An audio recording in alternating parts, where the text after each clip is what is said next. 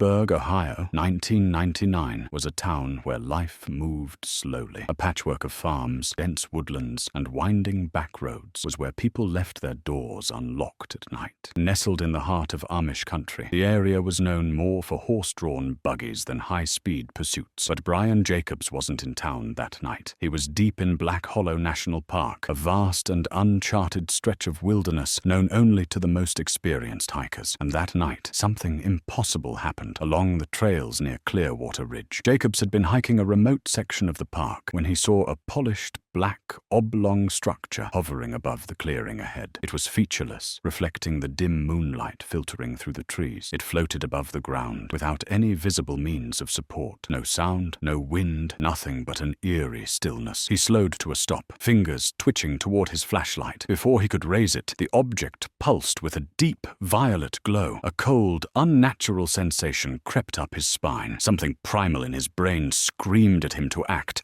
to do something before the unknown swallowed him whole. His hand moved to his hunting knife, a well-worn blade he'd carried for years. He aimed, threw it once. The blade spun through the air, but instead of striking metal, it simply ceased to exist. It didn't ricochet. It didn't pierce through. It just blinked out of reality the moment it should have made contact. Jacobs's breath caught in his throat. His mind tried to rationalize what he had just seen, but no explanation fit. The hovering craft pulsed again, once, twice, and the night warped around it, folding inward like the fabric of space itself until it vanished without a trace. Shaken, he backed away several yards and clutched his pack. His hands trembled as he reached for his radio transceiver. Static, not the usual hiss of dead air, but an intense, grating noise that sent a deep ache into his skull. He tried again. Nothing but static. When he returned to the nearest ranger station, dawn was breaking. His mind felt scrambled, like he had spent hours trying to remember something out of reach. He expected the rangers to laugh when he told them what had happened, but the reaction he got was worse. Silence. Ranger Tom Weaver sat behind his desk, arms crossed, asking if Jacobs felt okay. Jacobs insisted he wasn't making it up. He unbuckled his pack to prove it,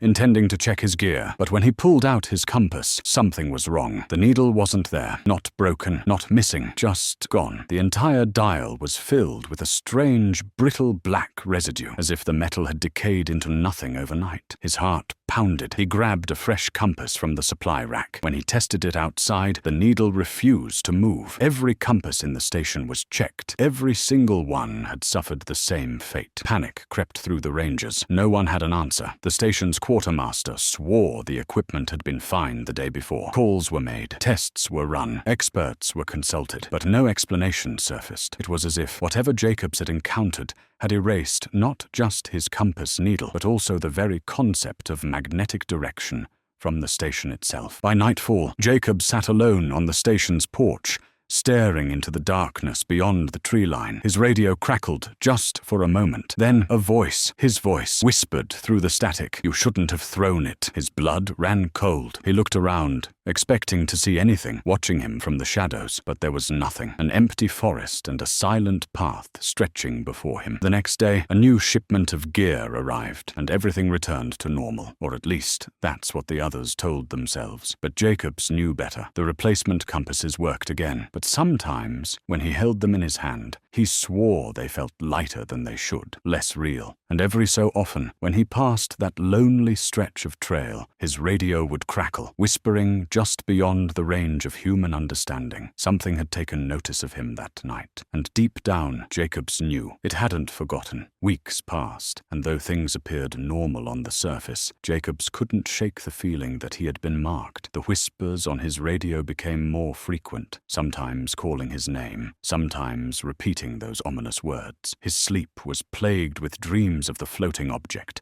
except in his nightmares, it never disappeared. Instead, it hovered closer, its glow intensifying until his vision was blinding white. Sometimes, he wasn't alone in the dream. He could feel a presence just behind him, its breath cold against his neck. One evening, Jacobs decided to hike back to Black Hollow National Park. A part of him wanted answers. Another part wanted to convince himself it had all been in his head. The trail looked the same, empty and unremarkable. He pulled out his flashlight and scanned the trees, waiting, but the night was still, devoid of anything unnatural. Turning back toward the trailhead, he noticed something strange. His footprints in the dirt were disappearing. One by one, they were fading, as though they had never been there. The realization sent a spike of terror through him. He wasn't alone. Suddenly, his radio transceiver crackled to life.